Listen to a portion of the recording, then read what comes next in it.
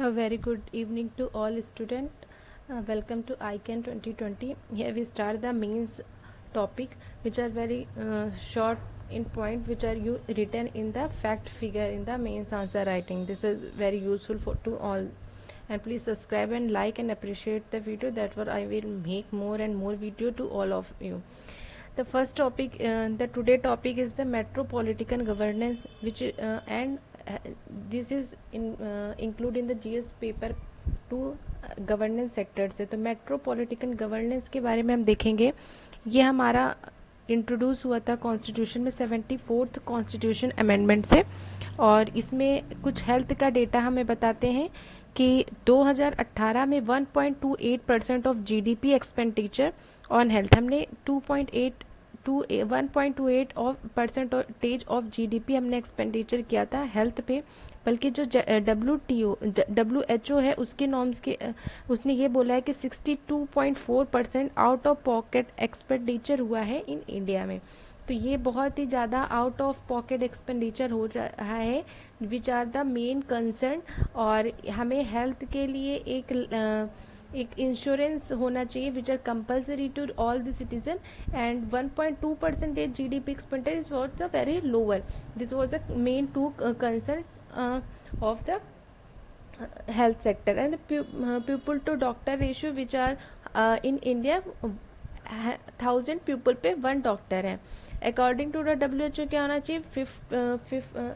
According to the WHO 1000 पे 1 होना चाहिए, बट हमारे यहाँ 1500 पे 1 है, यानी कि 1500 पे 1 है. तो ये भी हमारे यहाँ डॉक्टर्स की नंबर्स जो है वो लेसर है. तो ये हमारे यहाँ एक कंसर्न का इशू है.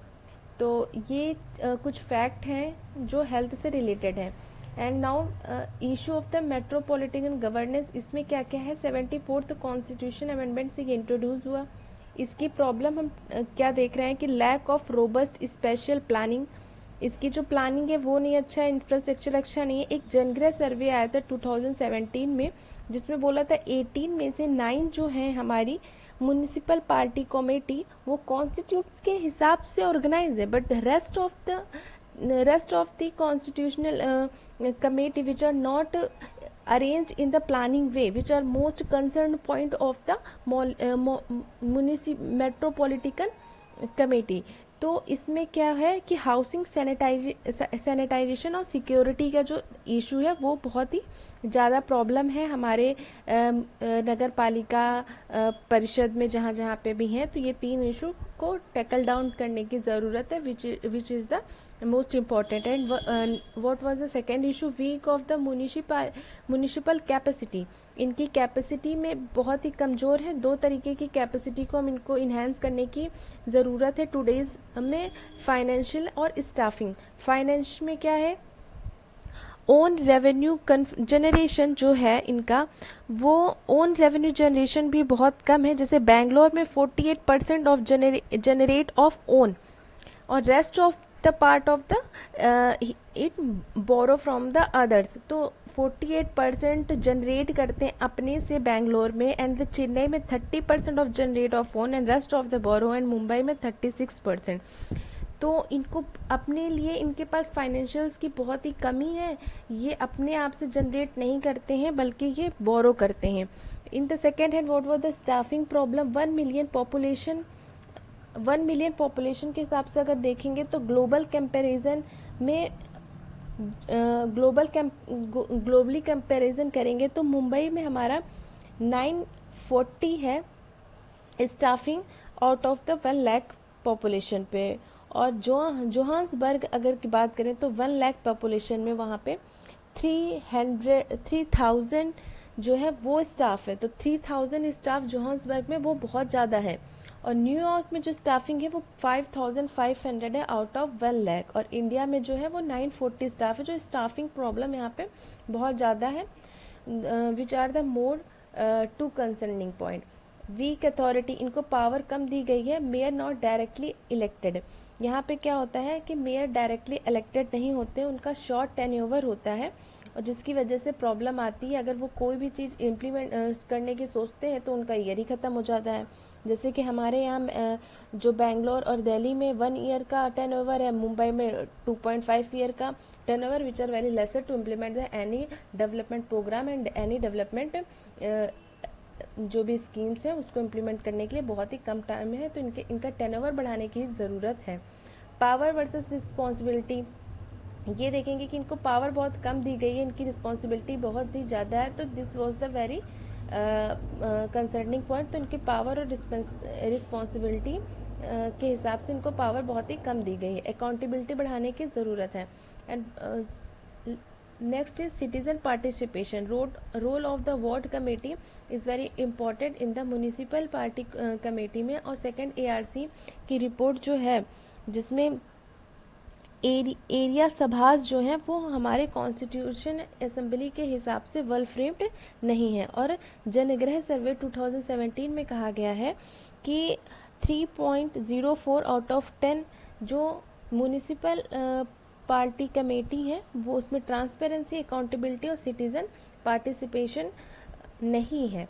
तो ये आपका TA है, ट्रांसपेरेंसी, अकाउंटेबिलिटी और सिटीज़न पार्टनरशिप। तो ये सिटीज़न पार्टनरशिप की भी ज़रूरत है to strengthen the metropolitan governance.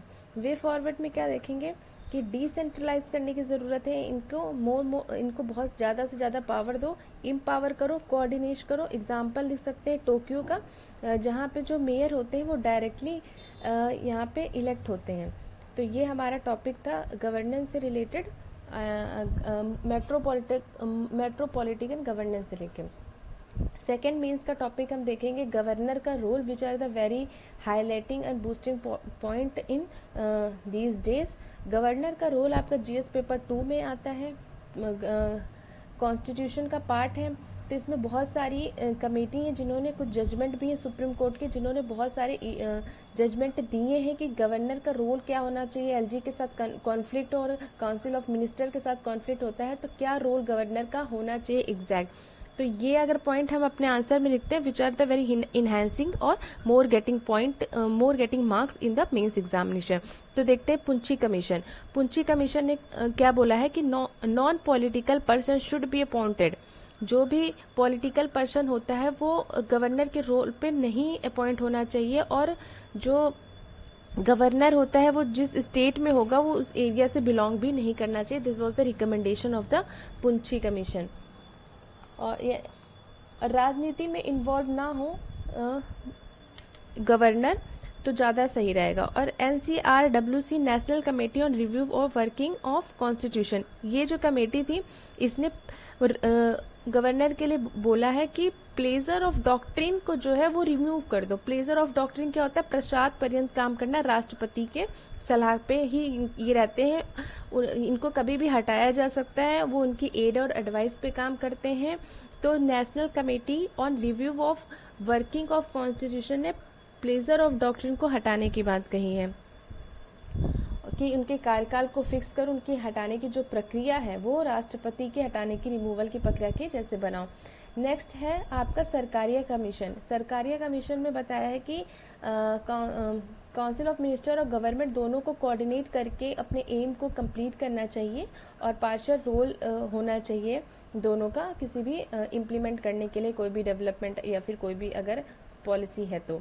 उसके बाद आपका जजमेंट है सुप्रीम कोर्ट का, पहला है SR Bombay case, does not suspend by state legislative, मतलब कि गवर्नर को राज्य विधायिका के द्वारा सस्पेंड नहीं करना चाहिए, उनको होल्ड पे रखना चाहिए जब तक कि उनका सही से इशू रिजॉल्व नहीं हो जाता या उनकी प्रॉब्लम ना हो, तो उस तरह से उनको मतलब राज्य विधायिका के द्वारा सस्पेंड नहीं किया जाना चाहिए। And well describe the reason of imposing article 356।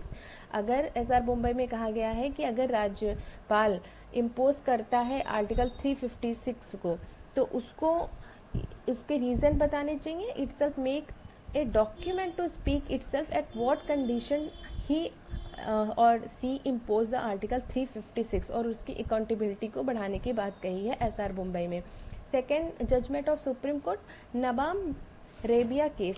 Nabam Rebia case में आर्टिकल 163 डिस्क्रिशनरी पावर की बात की है कि to summon the assembly is not a discretionary power of the governor. ये उसकी डिस्क्रिशनरी पावर नहीं होती है, वो काउंसिल ऑफ मिनिस्टर के एड और एडवाइस पर उसको समन करता है। और BP Singhal case of the supreme court, इन्होंने बताया है कि सेंट्रल चेंज होती है तो स्टेट गवर्नमेंट को चेंज कर देते हैं, वहाँ के गवर्नर को उस हिसाब से चेंज करते हैं, तो ऐसा कोई भी रूल नहीं होना चाहिए, which are the judgement of the supreme court BP Singhal case. Fourth is the Hargovind Pant versus Raghukul Tilak. तो इसमें क्या है कि इंडिपेंडेंट ऑफिस होना चाहिए गवर्नर का, और वो एक प्रेसिडेंट के सबऑर्डिनेट की तरह काम नहीं करना चाहिए। This was the judgement of the Hargovind versus Raghukul Tilak. अगर इन सब पॉइंट को हमने अपने मेंस में लिख दिया, which are the very enhancing marks in the mains. And fifth the LG of Delhi versus union of India, which are हमेशा हाईलाइट होता है अरविंद केजरीवाल और वहाँ पे जो भी हैं गवर्नर, उनके बीच में governor bound to follow the CM discretionary power, वो बाउंड है डिस्क्रिशनरी पावर को उसको फॉलो करने के लिए, यानी कि the CM is the more powerful and which not under the governor area. तो सीएम उसको उस एरिया में इंटरफेयर नहीं करना चाहिए कि जिसमें सीएम का है, ठीक है। अगर गवर्नर के पावर में वो एरिया नहीं आती हैं तो उसको सीएम की डिस्क्रिशनरी एडवाइस पर ही काम करना चाहिए, ऐसा बोला गया LG of Delhi versus union of India case में। And the six case is the Shamsher Singh versus state of Punjab. इसमें कहा गया है, सुप्रीम कोर्ट का ऑब्जर्वेशन ये है कि गवर्नर सीएम की एडवाइस की मना नहीं कर सकता, यानी कि governor does not have power to refuse the advice of the CM, उसको सीएम के एडवाइस पर ही काम करना चाहिए। That does not have power to refuse the advice of CM. Responsible governor होनी चाहिए अपनी। और एक पॉइंट लास्ट में कहा जाता है जिसको हम कहीं भी चिपका सकते हैं या लिख सकते हैं, integrity of the constitution. Integrity constitution को बनाने के लिए ये सारी चीज़ें बहुत सही हैं, इंटीग्रिटी कॉन्स्टिट्यूशन की बनानी चाहिए हमें। तो उसके लिए क्या है, ये सारे केस को, अगर second ARC, Punchhi commission, Sarkaria commission and Nabam Rebia case which are the very important, अगर ये सब हम लिखते हैं तो which are very enhancing point. And next is the कुछ इंपॉर्टेंट गवर्नर के article which are mention in the our constitution. Article 153 gives the office of governor की बात करता है। Article 156 removal of the governor. Article 163 governor के discretionary power कौन कौन सी, आप ये देख लेंगे, which are the important for the PT. और आर्टिकल 159 में duty pleasure defend protect and the constitution की बात कही गई है कि कैसे वो काम करता है। एंड 356 स्टेट इमरजेंसी कैसे लगेगी, राज्य आपातकाल कैसे लगेगा, उसको उन पॉइंट से और उन जो भी फैक्ट देता है उसे इटसेल्फ में उसको पूरी तरह से सेटिस्फाई होना चाहिए to before passing the centre government और प्रेसिडेंट की स्टेट इमरजेंसी क्यों इम्पोज करिए। आर्टिकल 174 है, governor has power to summon the assembly on the aid and advice of council of minister. तो ये बहुत इंपॉर्टेंट है इस टाइम पे, क्योंकि अभी ये चर्चा में है, पूछ सकता है कि क्या गवर्नर का स्टेट असेंबली को समन करने की पावर उसकी डिस्क्रिशनरी पावर में आती है, तो आंसर है नो, उसकी डिस्क्रिशनरी पावर में नहीं आती है समन करने की, वो काउंसिल ऑफ मिनिस्टर की एड और एडवाइस पे उस स्टेट असेंबली को समन करता है। तो यही ख़त्म हो गया है। Thank you for listening, please subscribe to. और आप उन चीज़ों को लिखिए, मेंशन करिए, कमेंट करिए कि जिस पे आपको वीडियो चाहिए।